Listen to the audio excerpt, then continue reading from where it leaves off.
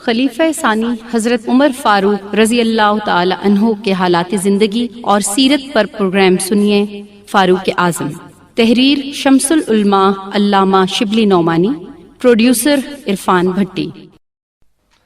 السلام علیکم سامعین، فاروق اعظم رضی اللہ تعالیٰ عنہ کے سلسلے میں پہلے حصہ میں ان کے عہد کی فتوحات کا احوال تفصیلاً بیان کیا گیا ہے۔ اب دوسرے حصے میں ان کی فتوحات پر ایک اجمالی نظر ڈالتے ہیں۔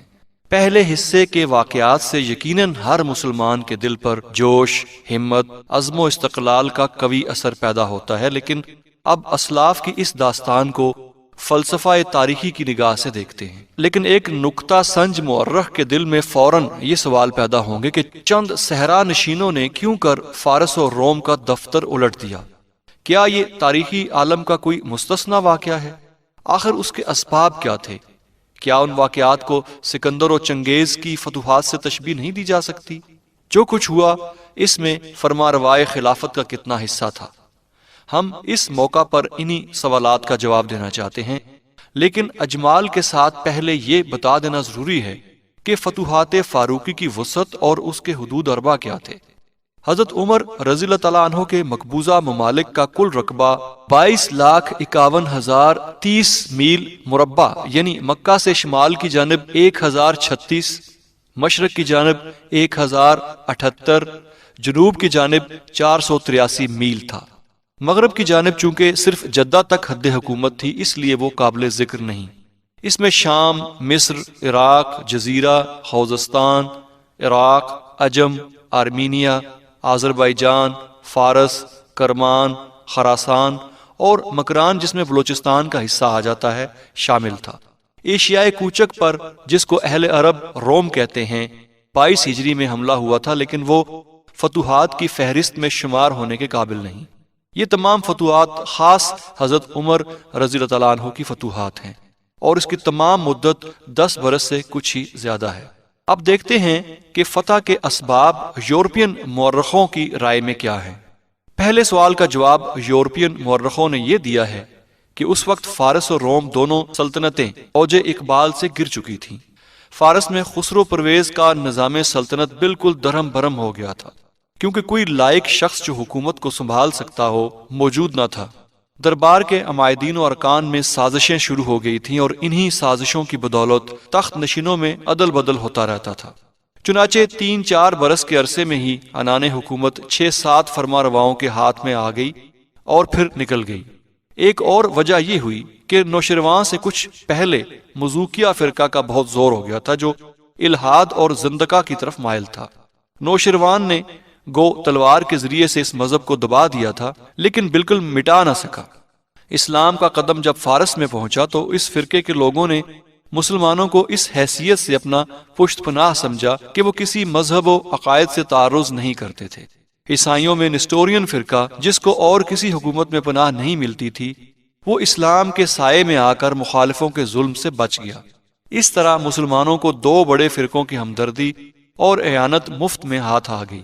روم کی سلطنت خود کمزور ہو چکی تھی، اس کے ساتھ عیسائیت کے باہمی اختلافات ان دنوں زوروں پر تھے، اور چونکہ اس وقت تک مذہب کو نظام حکومت میں دخل تھا، اس لیے اس اختلاف کا اثر مذہبی خیالات تک محدود نہ تھا، بلکہ اس کی وجہ سے خود سلطنت کمزور ہوتی جاتی تھی۔ اب دیکھتے ہیں کہ یورپین مورخین کی اس رائے میں کیا غلطی ہے۔ یہ جواب گو واقعیت سے خالی نہیں، لیکن جس قدر واقعیت ہے اس سے زیادہ طرز استدلال کی ملمہ سازی ہے، جو یورپ کا خاص انداز ہے۔ بے شبہ اس وقت فارس اور روم کی سلطنتیں اصلی عروج پر نہیں رہی تھی، لیکن اس کا صرف اس قدر نتیجہ ہو سکتا تھا کہ وہ پرزور قوی سلطنت کا مقابلہ نہ کر سکتی، نہ یہ کہ عرب جیسی بے سر و سامان قوم سے ٹکرا کر پرزے ہو جاتی۔ روم و فارس گو کسی حالت میں تھے، تاہم فنون جنگ میں ماہر تھے۔ یونان میں خاص قواعد حرب پر جو کتابیں لکھی گئی تھیں اور جو اب تک موجود ہیں، رومیوں میں ایک مدت تک ان کا عملی رواج رہا۔ اس کے ساتھ رسد کی فراوانی، سر و سامانی کی بہتات، آلات جنگ کے تنوع، فوجوں کی کثرت میں کمی نہیں آئی تھی، اور سب سے بڑھ کر یہ کہ کسی ملک پر چڑھ کر جانا نہ تھا، بلکہ اپنے ملک میں، اپنے قلعوں میں، اپنے مورچوں میں رہ کر اپنے ملک کی حفاظت کرنی تھی۔ مسلمانوں کے حملے سے ذرا ہی پہلے خسرو پرویز کے عہد میں جو ایران کی شان و شوکت کا عین شباب تھا، قیصر روم نے ایران پر حملہ کیا اور ہر قدم پر فتوحات حاصل کرتا ہوا اصفہان تک پہنچ گیا۔ شام کے صوبے جو ایرانیوں نے چھین لیے تھے واپس لے لیے اور نئے سرے سے نظم و نسق قائم کیا۔ ایران میں خسرو پرویز تک تو عموماً مسلم ہے کہ سلطنت کو نہایت جاہ و جلال تھا۔ خسرو پرویز کی وفات سے اسلامی حملے تک صرف 3-4 برس کی مدت ہے۔ اتنے تھوڑے عرصے میں ایسی قوم اور قدیم سلطنت کہاں تک کمزور ہو سکتی تھی؟ البتہ تخت نشینوں کی عدل بدل سے نظام میں فرق آ گیا تھا، لیکن چونکہ سلطنت کے اجزاء یعنی خزانہ، فوج اور محاصل میں کوئی کمی نہیں آئی تھی، اس لیے جب یزد گرد تخت نشین ہوا اور درباریوں نے اصلاح کی طرف توجہ کی تو فوراً نئے سرے سے وہی ٹھاٹ قائم ہو گئے۔ مزوکیہ فرقہ گو ایران میں موجود تھا، لیکن ہم کو تمام تاریخ میں ان سے کسی قسم کی مدد ملنے کا حال معلوم نہیں ہوتا۔ اسی طرح فرقہ نسٹورین کی کوئی اعانت ہم کو معلوم نہیں۔ عیسائیت کے اختلاف مذہب کا اثر بھی کسی واقعہ میں خود یورپین مورخوں نے کہیں نہیں بتایا۔ اب عرب کی حالت دیکھو، تمام فوجیں جو مصر اور ایران اور روم کی جنگ میں مصروف تھیں ان کی مجموعی تعداد کبھی بھی 1 لاکھ تک نہ پہنچی۔ فنون جنگ سے واقفیت کا یہ حال تھا کہ یرموک کا پہلا مارکہ ہے جس میں عرب نے تعبیہ کی طرز پر صف آرائی کی۔ خود زرہ، چلتا، جوشن، بختر، 4 آئینہ، آہنی دستانے، جیلم موزے جو ہر ایرانی سپاہی کا لازمی ملبوس جنگ تھا، اس میں عربوں کے پاس صرف زرہ تھی اور وہ بھی اکثر چمڑے کی ہوتی تھی۔ رکاب لوہے کے بجائے لکڑی کی ہوتی تھی۔ آلات جنگ میں گرز و کمند سے عرب بالکل آشنا نہ تھے۔ تیر تھے لیکن ایسے چھوٹے اور کم حیثیت کے قادسیہ کے مارکے میں ایرانیوں نے جب پہلے ان کو دیکھا تو سمجھا کہ تکلے ہیں۔ اب ہم دیکھتے ہیں کہ ان فتوحات کے اصل اسباب کیا تھے۔ ہمارے نزدیک اس سوال کا اصلی جواب صرف اس قدر ہے کہ مسلمانوں میں اس وقت پیغمبر اسلام صلی اللہ علیہ وسلم کی بدولت جو جوش، عزم، استقلال، بلند حوصلگی، دلیری پیدا ہو گئی تھی اور جس کو حضرت عمر رضی اللہ تعالیٰ عنہ نے اور زیادہ قوی اور تیز کر دیا تھا، روم اور فارس کی سلطنتیں عین عروج کے زمانے میں بھی اس کی ٹکر نہیں اٹھا سکتی تھیں۔ البتہ اس کے ساتھ اور چیزیں بھی مل گئی تھیں جنہوں نے فتوحات میں نہیں بلکہ قیام حکومت میں مدد دی۔ اس میں سب سے مقدم چیز مسلمانوں کی راست بازی اور دیانتداری تھی۔ جو ملک فتح ہو جاتا تھا وہاں کے لوگ مسلمانوں کی راست بازی کے اس قدر گرویدہ ہو جاتے تھے کہ باوجود اختلاف مذہب کے ان کی سلطنت کا زوال نہیں چاہتے تھے۔ یرموک کے مارکے میں مسلمان جب شام کے اضلاع سے نکلے تو تمام عیسائی رعایا نے پکارا کہ خدا تم کو پھر اس ملک میں لائے، اور یہودیوں نے تو توریت ہاتھ میں لے کر کہا کہ ہمارے جیتے جی قیصر اب یہاں نہیں آ سکتا۔ رومیوں کی حکومت جو شام و مصر میں تھی وہ بالکل جابرانہ تھی، اس لیے رومیوں نے جو مقابلہ کیا وہ سلطنت اور فوج کے زور سے کیا، رعایا ان کے ساتھ نہیں تھی۔ مسلمانوں نے جب سلطنت کا زور توڑا تو آگے مطلب بالکل صاف تھا، یعنی رعایا کی طرف سے کسی قسم کی مزاحمت نہیں ہوئی۔ البتہ ایران کی حالت اس سے مختلف تھی۔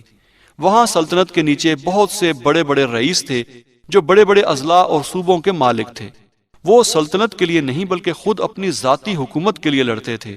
یہی وجہ تھی کہ پائے تخت کے فتح کر لینے پر بھی فارس میں ہر قدم پر مسلمانوں کو مزاحمتیں پیش آئیں، لیکن عام رعایا وہاں بھی مسلمانوں کی گرویدہ ہوتی جاتی تھی، اور اس لیے فتح کے بعد بقائے حکومت میں ان سے بہت مدد ملتی تھی۔ ایک اور بڑا سبب یہ تھا کہ مسلمانوں کا اول حملہ شام و عراق پر ہوا، اور دونوں مقامات پر کثرت سے عرب آباد تھے۔ شام میں دمشق کا حاکم غسانی خاندان تھا جو برائے نام قیصر کا محکوم تھا۔ عراق میں لخمی خاندان والے دراصل ملک کے مالک تھے، گو کسرا کو خراج کے طور پر کچھ دیتے تھے۔ ان عربوں نے اگرچہ اس وجہ سے کہ عیسائی ہو گئے تھے اول مسلمانوں کا مقابلہ کیا، لیکن قومی اتحاد کا جذبہ رائے گاہ نہیں جا سکتا تھا۔ عراق کے بڑے بڑے رئیس بہت جلد مسلمان ہو گئے، اور مسلمان ہو جانے پر وہ مسلمانوں کے دست و بازو بن گئے۔ اب سکندر وغیرہ کی فتوحات کا موازنہ کرتے ہیں۔ سکندر کی یہ کیفیت ہے کہ جب اس نے شام کی طرف شہر سور کو فتح کیا تو چونکہ وہاں کے لوگ دیر تک جم کر لڑے تھے اس لیے قتل عام کا حکم دیا، اور 1000 شہریوں کے سر شہر پناہ کی دیوار پر لٹکا دیے۔ اس کے ساتھ 30,000 باشندوں کو لونڈی غلام بنا کر بیچ ڈالا۔ جو لوگ قدیم باشندے اور آزادی پسند تھے ان میں ایک شخص کو بھی زندہ نہ چھوڑا۔ اسی طرح فارس میں جب استخر کو فتح کیا تو تمام مردوں کو قتل کر دیا۔ اسی طرح کی اور بھی بے رحمیاں اس کے کارناموں میں مذکور ہیں۔ عام طور پر مشہور ہے کہ ظلم اور ستم سے سلطنت برباد ہو جاتی ہے۔ یہ اس لحاظ سے صحیح ہے کہ ظلم کی بقا نہیں، چنانچہ سکندر اور چنگیز کی سلطنتیں بھی دیر پا نہ ہوئیں، لیکن فوری فتوحات کے لیے اسی قسم کی صفاقیاں کارگر ثابت ہوتی ہیں۔ ان کی وجہ سے ملک کا ملک مرعوب ہو جاتا ہے، اور چونکہ رعایا کا بڑا گروہ ہلاک ہو جاتا ہے، اس لیے بغاوت و فساد کا اندیشہ باقی نہیں رہتا۔ یہی وجہ ہے کہ چنگیز، بخت نصر، تیمور، نادر، جتنے بڑے بڑے فاتح گزرے ہیں، سب کے سب بھی صفاق، لیکن حضرت عمر رضی اللہ تعالیٰ عنہ کی فتوحات میں کبھی سرے منہ قانون انصاف سے تجاوز نہیں ہو سکتا تھا۔ آدمیوں کا قتل عام ایک طرف، درختوں کے کاٹنے تک کی اجازت نہ تھی، بچوں اور بوڑھوں سے بالکل تعارض نہیں کیا جا سکتا تھا، بجز عین مارکہ کارزار کے کوئی شخص قتل نہیں کیا جا سکتا تھا، دشمن سے کسی موقع پر بدعہدی یا فریب دہی نہیں کی جا سکتی تھی، افسروں کو تاکیدی احکام دیے جاتے تھے۔ کتاب الخراج صفحہ 130 پہ بیان ہوا ہے، یعنی دشمن تم سے لڑائی کریں تو ان سے فریب نہ کرو، کسی کی ناک کان نہ کاٹو، کسی بچے کو قتل نہ کرو۔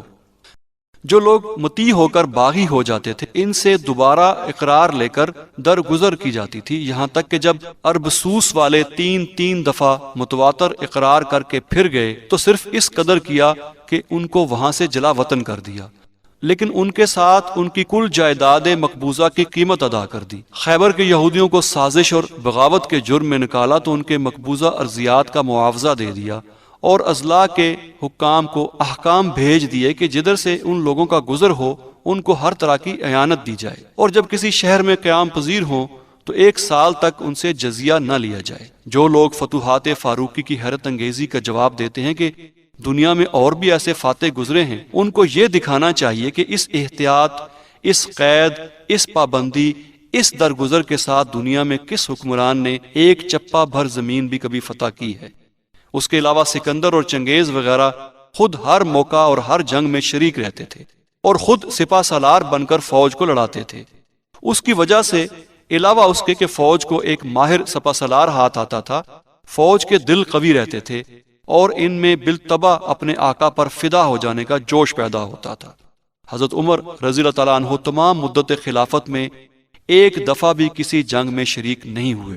فوجیں ہر جگہ کام کر رہی تھیں، البتہ ان کی باغ حضرت عمر رضی اللہ تعالیٰ عنہ کے ہاتھ میں رہتی تھی۔ ایک اور صریحی فرق یہ ہے کہ سکندر وغیرہ کی فتوحات گزرنے والے بادل کی طرح تھی، ایک دفعہ زور سے آیا اور نکل گیا۔ ان لوگوں نے جو ممالک فتح کیے وہاں کوئی نظم حکومت قائم نہیں کیا، برخلاف اس کے فتوحات فاروقی میں یہ استواری تھی کہ جو ممالک اس وقت فتح ہوئے 1300 برس گزرنے پر بھی آج اسلام کے قبضے میں ہیں، اور خود حضرت عمر رضی اللہ تعالیٰ عنہ کے عہد میں ہر قسم کے ملکی انتظامات وہاں قائم ہو گئے تھے۔ اب دیکھتے ہیں فتوحات میں حضرت عمر رضی اللہ تعالیٰ عنہ کا اختصاص۔ اخیر سوال کا جواب عام رائے کے موافق یہ ہے کہ فتوحات میں خلیفہ وقت کی چندہ تحقیق نہ تھی۔ اس وقت کے جوش اور عزم کی جو حالت تھی وہ خود تمام فتوحات کی کفیل تھی، لیکن ہمارے نزدیک یہ صحیح نہیں۔ حضرت عثمان رضی اللہ تعالیٰ عنہ اور حضرت علی رضی اللہ تعالیٰ عنہ کے زمانے میں بھی تو آخر وہی مسلمان تھے، لیکن کیا نتیجہ ہوا؟ جوش اور اثر بے شبہ برقی قوتیں ہیں، لیکن یہ قوتیں اسی وقت کام دے سکتی ہیں جب کام لینے والا بھی اسی زور قوت کا ہو۔ قیاس اور استدلال کی ضرورت نہیں، واقعات خود اس کا فیصلہ کر سکتے ہیں۔ فتوحات کے تفصیلی حالات پڑھ کر صاف معلوم ہوتا ہے کہ تمام فوج پتلی کی طرح حضرت عمر رضی اللہ تعالیٰ عنہ کے اشاروں پر حرکت کرتی تھی، اور فوج کا جو نظم و نسق تھا وہ خاص ان کی سیاست و تدبیر کی بدولت تھا۔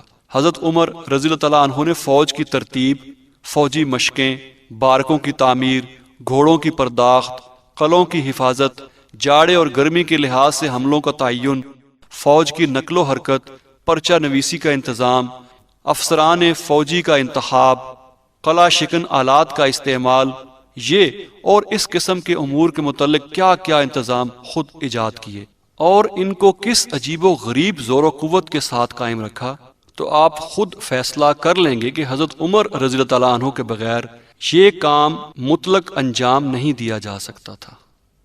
عراق کی فتوحات میں حضرت عمر رضی اللہ تعالیٰ عنہ نے در حقیقت خود سپہ سالاری کا کام کیا تھا۔ فوج جب مدینہ سے روانہ ہوئی تو ایک ایک منزل بلکہ ایک ایک راستہ تک خود متعین کر دیا تھا اور اس کے موافق تحریری احکام بھیجتے رہتے تھے۔ فوج قادسیہ کے قریب پہنچی تو موقع کا نقشہ منگوا بھیجا اور اس کے لحاظ سے فوج کی ترتیب اور صف آرائی کے متعلق ہدایتیں بھیجیں۔ جس قدر افسر جن جن کاموں پر مامور ہوتے تھے ان کے خاص حکم کے موافق مامور ہوئے تھے۔ تاریخ طبری میں عراق کے واقعات کو تفصیل سے دیکھیں تو صاف نظر آتا ہے کہ ایک بڑا سپہ سالار دور سے تمام فوجوں کو لڑا رہا ہے اور جو کچھ ہوتا ہے اس کے اشاروں پر ہوتا ہے۔ ان تمام لڑائیوں میں جو 10 برس کی مدت میں پیش آئیں، سب سے زیادہ خطرناک 2 موقع تھے۔